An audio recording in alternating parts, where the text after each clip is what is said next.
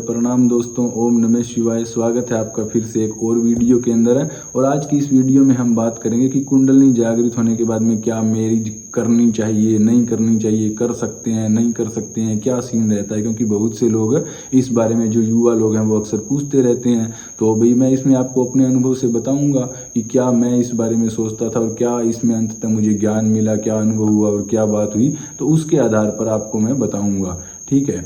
तो यही है कि जैसे आम एक साधक होता है या कोई भी होता है, मेरे साथ क्या हुआ कि ये कुंडलिनी वगैरह तो जाग गई और सब की हाँ आत्मज्ञान हो गया, सब वो चीज़ हो गया। लेकिन मैं क्या था, अब मैं शिव जी का भगत था, तो उसकी भक्ति के अंदर डूबे रहना। जैसे कि भगवान शिव जी के साथ तो पार्वती थी, तो भाई हम भी उनके जैसे ही हैं, तो हमें भी चाहिए, तो ठीक है मुझे भी चाहिए।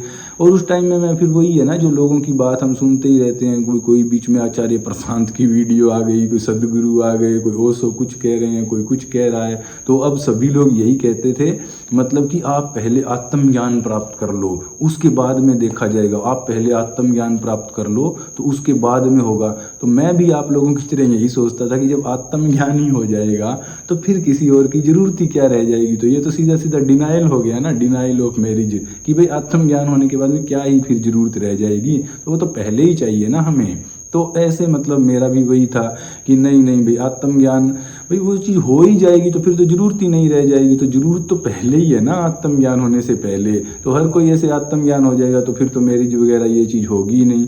तो मुझे भी ऐसा ही लगता था। और फिर मैं बाद में मैं इन सब चीज़ चक्करों में उलझा भी कि ऐसे है कि ये मतलब मैं इसके साथ मैरिज कर लूँगा या कोई भी है। तो ऐसे मतलब वो सारी जो घटनाएं हुई, तो उसके बाद में जो मतलब पहले तो मैं वीडियो सुनता था कि आचार्य प्रशांत क्या कह रहे हैं, वो क्या कह रहा है, ये क्या कह रहा है। लेकिन बाद में वो सारा अनुभव मेरे साथ खुद के साथ हो गया। तो उससे जो मतलब ज्ञान मिला, जो चीज़ मुझे समझ में आई, तो वो चीज़ मैं आपको बताना चाहता हूँ कि देखिए मैरिज और ये जो बात है, तो इसमें हम क्या सोचते हैं कि एक जरूरत होती है ना, हमें ये लगता है कि मतलब किसी दूसरे के ऊपर हमने अपनी जो खुशी है उसको डिपेंड कर दिया कि मतलब कोई साथ है तो मतलब उससे मैं खुश हूँ। तो वो हमारी एक डिपेंडेंसी हो गई ना किसी भी चीज़ के ऊपर है। और डिपेंड जैसे ही आप हो जाओगे किसी भी चीज़ के लिए, आप दुनिया में किसी पर भी डिपेंड हो जाओगे, तो समझ लो वहीं पर आपके दुख दर्द और तकलीफें परेशानियाँ आपकी शुरू हो जाएगी। क्योंकि डिपेंडेंसी में तो होगा ना, आप सामने वाले पर डिपेंड हो किसी भी चीज़ के लिए, तो फिर वो तो आपको एक्सप्लॉइट करना वैसे मतलब शुरू कर ही देगा। तो डिपेंड नहीं रहना है। तो इसमें क्या मतलब ये और वैसे भी है ना कि आप कितना भी कर लो, कितना भी कर लो, ये जो माइंड है आपको अपना ही मिला है भाई, पर्सनल। और जो दूसरा जो भी पर्सन है तो उसका क्या है, उसको अपना मिला है। लड़कियां इसको अपने मतलब जेंडर आप बदल लेना ना, मैं तो अब लड़के के हिसाब से जो बात है वो बताऊंगा। तो अब मेरे को अपना माइंड मिला है, सामने वाले को दूसरे को अपना माइंड मिला है। तो 24 घंटे भाई दो इंसानों के माइंड सेम नहीं रह सकते, सेम विचार, सेम थॉट प्रोसेस नहीं रह सकता। और वैसे ही चाहे 99 विचार मिल जाएं, फिर भी एक विचार पर तो कोई ना कोई कॉन्फ्लिक्ट हो ही जाएगा ना। अब ये जो बड़े बड़े भाई, अब छोड़ दो दुनिया को, दुनिया में तो छोटे लोग हैं, सारे छोटे ही है ना शिव जी के आगे। तो अब शिव जी और पार्वती में भी वहां पर क्या हो रहा है, झगड़ा हो रहा है। उनके अंदर भी मतलब मन मुटाव हुए जा रहे हैं विचार को लेकर। तो तुम क्या सोचते हो कि तुम्हारे साथ नहीं होंगे, शिव जी के साथ हो रहे, तुम तो हो ही क्या फिर। तो ऐसे में क्या होगा कि फिर वही सब चीज़ें, लड़ाई झगड़ा और वो सब तो होना ही होना है। तो उसमें क्या है कि फिर अगर आप डिपेंड हो तो फिर आपकी उससे मतलब आपकी पोजीशन में फ़र्क आ जाएगा ना, आपका मेंटल स्थिति जो है वो ख़राब हो जाएगी। लड़ाई हो गया, झगड़ा हो गया, आप सोच रहे कि मैं साथ रखूंगा, अगला नहीं रहना चाहता, कोई भाग रहा है, कोई आप भाग रहे हो, अगला भाग रहा है, तो मतलब कुछ ना कुछ ऐसे वो एक ड्रामा क्रिएट हो जाता है। तो इसमें जो मतलब मुझे जो ज्ञान मिला ये सारा मतलब खेल खेलने के बाद में, तो वो ज्ञान ये है कि जो सबसे ज़रूरी काम है, मतलब मैं ये नहीं कहता कि करो ना करो मैरिज वगैरह, वो अपनी अपनी चॉइस है भाई, कर भी सकते हो नहीं भी कर सकते हो, क्या संजोग आपका प्रकृति मिलाती है वो ठीक बात है। लेकिन उससे भी जो इम्पोर्टेंट कि मतलब आपके मन में ये क्वेश्चन है ना कि करें ना करें क्या करें, तो मैं आपको बता रहा हूँ कि उसको भूल जाओ एक बार। उससे इम्पोर्टेंट ये है, अगर आपको कोई गोल ही सेट करना है तो वो ये है कि आप 24 घंटे आनंद के अंदर कैसे रह सकते हो। 24/7 आपको आनंद के अंदर रहना है अपने आप से, कि आप इतने आनंद में हो अपने आप कि आपको किसी की भी जरूरत नहीं है। 24 घंटे आप ऐसी कंडीशन के अंदर आ जाओ, तो वो चीज इम्पोर्टेंट वो है। सबसे पहले वो इम्पोर्टेंट है कि आप सर्वत्र मतलब हर टाइम आप आनंद के अंदर कैसे रह सकते हैं, तो वो आपका गोल होना चाहिए, ना कि ये कि मैरिज होगी कि नहीं होगी, क्या होगा। तो ये मैं अपने अनुभव से आपको बता रहा हूँ। जिसके भी मन में कन्फ्यूजन है तो भाई मैंने तो बता दिया, बाकी जब आपको समझ आएगा तभी वो तो समझ आएगा, मेरा तो बताने का फर्ज है।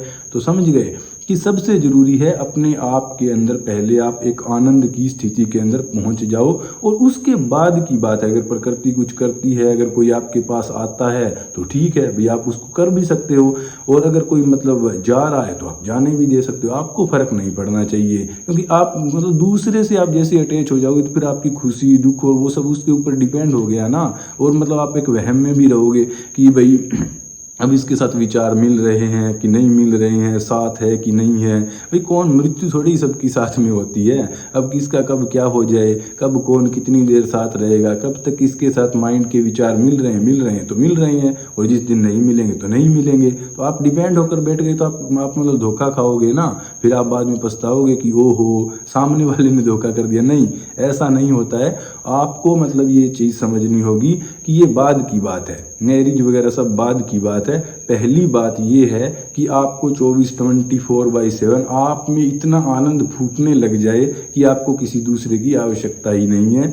तो ठीक है, पहले मैं दूसरों की वीडियो सुनता था, लेकिन आज फिर मैं वही बात आपको बता रहा हूँ जो ये आचार्य प्रशांत और ये जो बाकी लोग सदगुरु या जो भी कह रहे हैं, ओशो वगैरह जो भी लोग कह रहे हैं, तो लेकिन वो मैं अब आपको अपने अनुभव से बता रहा हूँ कि पहले आपको मतलब अपने अंदर ऐसे आनंद को ढूंढना है, उसके बाद में आगे जो भी होगा देखा जाएगा। फिर तो चिंता ही नहीं रहेगी ना। जो 24/7 मतलब आनंद के अंदर, उसको कहाँ चिंता है कि है हो रही है मैरिज की नहीं हो रही है, तो पहले वो जरूरी है। तो मैं भी उस चक्कर में उलझ गया तो उसका मुझे नुकसान ही हुआ, तो मैं तो उससे आपको बता सकता हूँ कि ऐसा तो नहीं होना चाहिए। तो वो एक काफ़ी एक लॉजिक निष्कर्ष और एक काफ़ी ज्ञान के बाद में मैं ये बात कह रहा हूँ कि सबसे ज़्यादा जरूरी है 24/7 आपका आनंद में रहना। और अब इसका लाइव एग्जाम्पल भी आप समझ सकते हो कि जो शिव जी भगवान ने किया। अब जो लड़के वगैरह है उनको मैं बता देता हूँ, तो शिव जी भगवान ने यही तो किया ना। तो वो अपने 24 घंटे आनंद के अंदर थे, ध्यान के अंदर थे, उन्होंने अपने अंदर आनंद को खोज लिया कि अब मुझे किसी की आवश्यकता नहीं है, नंदी मुझे किसी की आवश्यकता नहीं है, मैं अपने आप में ही मस्त हूँ, अपने आप में ही मैं बैठा हूँ। तो उस पोजीशन में आपको जाना है, और जब आप उस पोजीशन में चले जाओगे तो बाद में अगर कोई आ रहा है नहीं आ रहा है तो फिर शिव जी ने वही तो किया ना। उनको तो जरूरत नहीं थी, तो वो आनंद के अंदर थे, तो वो पार्वती आ रही है वो बार बार में नहीं, देख लो अजमा लो अच्छे से, कुछ नहीं है मेरे पास, 1 रुपया नहीं है, धेला नहीं है, मैं तो नहाता नहीं हूँ, धोता नहीं हूँ, कुछ भी नहीं करता हूँ।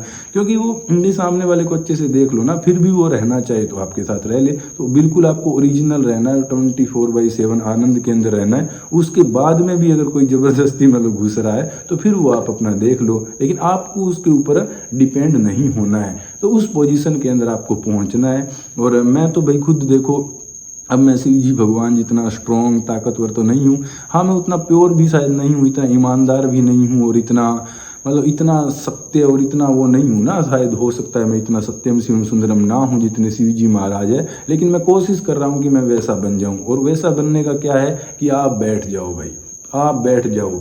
आपने जो मतलब अपनी एनर्जी को चारों तरफ दौड़ा रखा है ना दूसरों की तरफ, तो वो सारी एनर्जी आप बैक ले लो अपने अंदर, और अपने अंदर आप एक सिचुएशन के अंदर आकर बैठ जाओ। फिर ये प्रकृति आपके चारों तरफ घूमती रहेगी, ठीक है। फिर आपकी मर्जी आप करो ना करो, तो वो आनंद आपको पहले कल्टीवेट अपने अंदर करना होगा। तो इससे आप, मुझे लगता है आप समझ गए कि सबसे जरूरी क्या है। वो बाद की बात है, कोई कर्म किसी के संस्कार आपके साथ जुड़े हुए हैं तो वो आ जाएगा ऑटोमेटिक।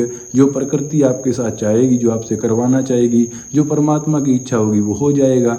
तो इसमें यही है ब्रह्मांड में, पता नहीं हमारे हाथ में कुछ भी नहीं है। अब जैसे राम ने सीता को छोड़ना पड़ गया, और राधा ने कृष्ण को भी मतलब कृष्ण ने राधा को छोड़ दिया, जैसे भी जो भी हुआ हो, तो परमानेंट यहाँ पर इस दुनिया में कुछ भी नहीं है। ये मतलब माया है, ये चलती रहेगी, आपके हाथ में कुछ नहीं है। आपके हाथ में क्या है कि आप खुश हो सकते हो 24 घंटे, ये आपके हाथ में है। तो आप ये करो और बाकी चीज़ों को छोड़ दो, क्योंकि फिर वो अपने आप ही छूट जाएगी। जब आप खुश हो जाओगे तो आपको फर्क नहीं पड़ेगा। फिर अगर परमात्मा की इच्छा हुई, फिर इस ब्रह्मांड के अंदर ऐसा कोई संजोग हुआ तो वो चीज़ हो जाएगी। तो उम्मीद है आपको इस सवाल का जवाब मिल गया होगा कि मैरिज क्या करें क्या ना करें। ओम नमः शिवाय।